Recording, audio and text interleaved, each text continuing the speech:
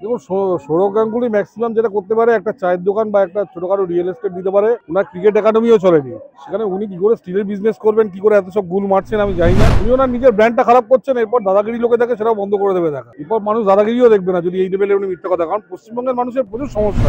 উনি জানেনই না কি করে ইন্ডাস্ট্রি আনতে হবে, কোন ইন্ডাস্ট্রি আনতে হবে, কোন ইন্ডাস্ট্রি এখানকার জন্য সুটেবল, উনি জানেনই না। স্যার, আমরা যেমনটা দেখতে পেলাম কিছুদিন আগেই মুখ্যমন্ত্রী বিশ্ব বাণিজ্য সম্মেলনে উপস্থিত ছিলেন।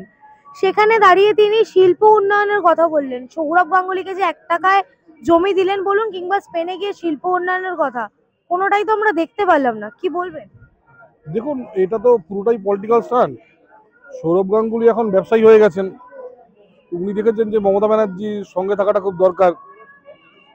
তো এখন সঙ্গে থাকতে গেলে কিছু মিথ্যে কথা বলতে হবে। দেখুন, সৌরভ গাঙ্গুলি ম্যাক্সিমাম যেটা করতে পারে, একটা চায়ের দোকান বা একটা ছোটখাটো রিয়েল এস্টেট দিতে পারে। ওনার ক্রিকেট একাডেমিও চলেনি, সেখানে উনি কি করে স্টিলের বিজনেস করবেন, কি করে এত সব গুল মারছেন আমি জানি না। উনি ওনার নিজের ব্র্যান্ডটা খারাপ করছেন, এরপর দাদাগিরি লোকে দেখে সেটাও বন্ধ করে দেবে দেখা। এরপর মানুষ দাদাগিরিও দেখবে না যদি এই লেভেলে উনি মিথ্যা কথা, কারণ পশ্চিমবঙ্গের মানুষের প্রচুর সমস্যা। বা ইয়াং ছেলেপুলে তারা চাকরি পাচ্ছে না, তারা ব্যাঙ্গালোর, বম্বে, আহমেদাবাদ, দিল্লি বা ক্যালিফোর্নিয়া চলে যাচ্ছে। এই অবস্থায় উনি যদি এইসব মিথ্যা কথা বলেন, লোকে তো জানে যে, দেখুন জ্যোতিবাবুর সময় থেকে লোকে দেখে আসছে, সোমনাথ চ্যাটার্জির সময় থেকে লোকে দেখে আসছে যে এই শিল্প আসবে, একটা শিল্প আজ পর্যন্ত আসেনি। কিছু বুদ্ধবাবুর সময় এসেছিল, কেন বলবো না, বুদ্ধবাবুর সময় কিছু এসেছিল, কিন্তু otherwise that is also not sufficient. 10 লক্ষ ছেলে মেয়ে যেখানে মাধ্যমিক দেয়, দ্যাট ইজ নট সাফিসিয়েন্ট। এখানে অন্যভাবে ভাবতে হবে। তো সেখানে যদি এই ধরনের মিথ্যা কথা বলে, তো এরপর লোকে দাদাগিরিও দেখবে না, এইটুকুই বলতে পারি। কিন্তু স্যার, সেই জায়গায় দাঁড়িয়ে আমরা ছোটবেলা থেকে যেমনটা দেখে এসেছি, সৌরভ গাঙ্গুলি একটি খুব প্রচলিত মুখ। তিনি বারংবার শিল্প উন্নয়নের নামে এরকম 2 নম্বরই বলা যেতে পারে সেই বিষয়ে। দেখুন, মানে আমি ভদ্রলোককে ক্রিকেটার হিসাবে খুব রেসপেক্ট করি, মানে এতটাই করি আমি বলছি, এক সময় উনি ওনাকে যখন ক্রিকেট থেকে বাদ দিয়ে দিল, তারপর থেকে আমার ক্রিকেটের উপর মোহ চলে যায়, সত্যি কথা বলছি। কিন্তু এই ভদ্রলোকের এতটা স্খলন হবে, এবং তারপর ওনার সম্বন্ধে যা গল্প শুনছি, আমি বলতে চাই না, কারণ মানে one of the Bengali icon যাকে বলা যায়, কিন্তু যেসব গল্প ওনার সম্বন্ধে শুনছি, আফটার রিটায়ারমেন্টে উনি জমি জমা এটসেট্রা নিয়ে যা সব করেছেন, ওনার জমি নাকি নিয়েছিলেন, সেই জমি ফেরত নেওয়া হয়েছে। এখন বলা হচ্ছে যেখানে গেছেন সেখানেও নাকি 2 নম্বরই করে জমি নেওয়া হয়েছে।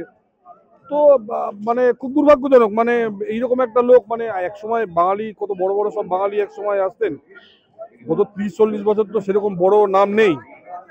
যে একটা দুটো নাম আসছে তাদেরও মানে এত কলঙ্ক, মানে এটা দুর্ভাগ্যজনক। মানে মানুষ কাকে দেখবে, এরা যদি এইরকম কাজকর্ম করে, মানুষ কাকে দেখে এগোবে? এটা মানে এটা খুব দুর্ভাগ্যজনক। উনি এসব না করলেও পারতেন, ওনার তো প্রচুর টাকা পয়সা আছে, সম্মান আছে, কেন এইসব আজে বাজে কাজ করছেন আমি জানি না, কেন মিথ্যা কথা বলছেন মানুষকে। স্যার, ঠিক সেই জায়গায় দাঁড়িয়ে মুখ্যমন্ত্রী বিশ্ব বাণিজ্য সম্মেলনে গিয়ে বললেন 4 কোটি টাকা নাকি শিল্প উন্নয়নের, 4 লক্ষ কোটি টাকা? 4 লক্ষ কোটি টাকা নাকি শিল্প উন্নয়নের নামে খরচ। না না, এই আগামী আগামী বছর এটা 5 লক্ষ হবে। তারপর যদি উনি রিগিং বুথ দখল করে আগামী বছর আবার পাওয়ারে আসেন, সেটা হবে 6 লক্ষ কোটি। তারপরের বছর 7 লক্ষ কোটি, তারপর 8 লক্ষ কোটি, এরকম প্রতি বছর বাড়বে। কিন্তু অ্যাকচুয়াল ইনভেস্টমেন্ট শূন্য, সেটা ওই প্রথমবারও শূন্য ছিল, অষ্টমবারও শূন্য। উনি যতবার টানবেন ততবার শূন্য। এখানে কোনো বিনিয়োগ আসবে না, বরঞ্চ যে বিনিয়োগ আছে, এখানকার যে কোম্পানিগুলো আছে সব ছেড়ে, আপনি একটু খোঁজ নিন, এখানে যে কোম্পানিগুলোর ইস্টার্ন ইন্ডিয়ার হেডকোয়ার্টার ছিল, তারা সব চলে গেছে। কেউ ভুবনেশ্বরে, কেউ চলে যাচ্ছে গৌহাটিতে, এমনকি রাঁচিতে চলে যাচ্ছে হেডকোয়ার্টার্স নিয়ে। ফলে এখানে যা ছিল নেগেটিভ হয়ে যাচ্ছে। আর উনি প্রতি বছর 1 লক্ষ 2 লক্ষ কোটি টাকা করে বাড়িয়ে একের পর কটা শূন্য হয়। শূন্য সম্বন্ধে সিপিএম এর জ্ঞান খুব ভালো। উনি এক কাজ করুন, সিপিএম কে জিজ্ঞেস করুন যে শূন্যের মানে কি, তাহলে উনি এতগুলো শূন্য আর দেবেন না আর কি। কত লক্ষ কোটি, 1 লক্ষ কোটি টাকা কটা শূন্য হয় ওনারা বলতে পারবেন? আমি জানি না, মানে কি করে এই ধরনের মানে মিথ্যা কথা এনারা বলেন বছরের বছর, যেখানে মানুষের এত ক্রাইসিস। মায়না সবচেয়ে কম পশ্চিমবঙ্গে, যে কোনো প্রফেশনে মায়না কম। আপনি মানে ইঞ্জিনিয়ারিং বলুন, মেডিসিন প্রফেশন বলুন, জার্নালিজম বলুন, টিচার বলুন, সবচেয়ে কম স্যালারি ওয়েস্ট বেঙ্গলে। মানে যে কটা চাকরি আছে সে কটাও কোয়ালিটি জব নয়। Software company TCS Bangalore, TCS Kolkata, TCS Kolkata 1/3 salary দেয়। আপনি দেখুন অ্যাভারেজ স্যালারি কত এখানে। এখানে যে সফটওয়্যার কোম্পানিগুলো আছে, উনি বলছেন ইনফোসিস নিয়ে এসছেন, এরা তো প্রোডাক্ট করবে না, এরা কোনো সার্ভিস সেন্টার তৈরি করছে। সো ওভারঅল মানে একটা ডিগ্রেডেশন, তার মধ্যে এই ধরনের মিথ্যা কথা, মানে যেমন মুখ্যমন্ত্রী তেমন সৌরভ গাঙ্গুলি, খুব দুর্ভাগ্যজনক। মানে এগুলো না বললেই হতো আর কি। কিন্তু সে 4 লক্ষ কোটি টাকার তাহলে হিসেবটা কোথাও না কোথাও গিয়ে গরমিল হচ্ছে। না শিল্প হিসাব উন্নয়ন তো আমরা দেখতে পাচ্ছি না। বিনিয়োগ মানে উনি হয়তো গত মানে 10-12 বছর যে টাকা মায়না দিয়েছেন গভর্নমেন্ট অফিসারদের বা গভর্নমেন্ট কর্মচারীদের, সেগুলো যোগ করে 4 লক্ষ কোটি টাকা বলে দিয়েছেন হয়তো।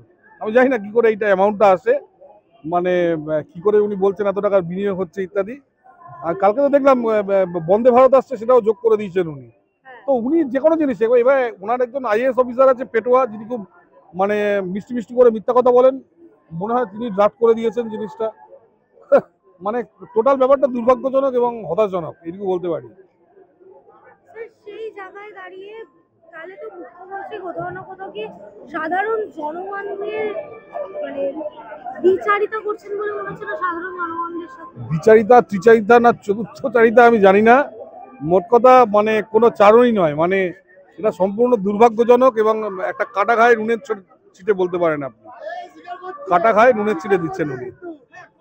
স্যার, আমার শেষ প্রশ্ন, তাহলে এই সৌরভ গাঙ্গুলি বলুন কিংবা মুখ্যমন্ত্রী এই দুজনের এই শিল্প ব্যাপারে যে কথাবার্তা বা আলোচনা বা শিল্প উন্নয়নই যদি আমি বলে থাকি, আপনি পুরো বিষয়টিকে কিভাবে দেখেন? কাটা খায় নুনের ছিটে, যেখানে কোনো মানে উন্নতি হচ্ছে না, মানুষের হাতে চাকরি নেই, যে চাকরি আছে তারও মায়না কম, অধিকাংশ মানুষ 100 দিনের কাজের উপর বেঁচে আছে, অধিকাংশ মানুষকে 2 টাকাকেই চাল নিয়ে বেঁচে থাকতে হচ্ছে, সেইখানে এই ধরনের মানে মিথ্যাচার, এটা কাটা খায় নুনের ছিটে বাঙালি জাতের উপর।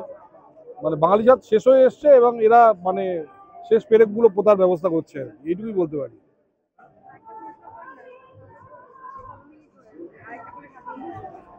স্যার, তাহলে কি কোথাও না কোথাও কি মুখ্যমন্ত্রী সেই ভোটের রাজনীতি করছে? পুরোটাই উনি জানেনই না কি করে ইন্ডাস্ট্রি আনতে হবে, কোন ইন্ডাস্ট্রি আনতে হবে, কোন ইন্ডাস্ট্রি এখানকার জন্য সুটেবল, উনি জানেনই না। এইখানে সার্ভিসে মানে কলকাতাটাকে একটা সার্ভিস ইন্ডাস্ট্রি সেন্টার করা উচিত, যেমন নিউ ইয়র্ক হয়েছে, টোকিও হয়েছে বা মুম্বাই হয়েছে। এখানে যদি আপনি বলেন কয়লা ভাঙার কারখানা করবেন, এখানে মানুষ চাকরি পাবে না। আপনি বলুন, আপনি একজন শিক্ষিত মহিলা, আপনাকে যদি বলে যে এখানে দেউচা সমিতি গিয়ে কাজ করতে, আপনি করবেন? করবেন না।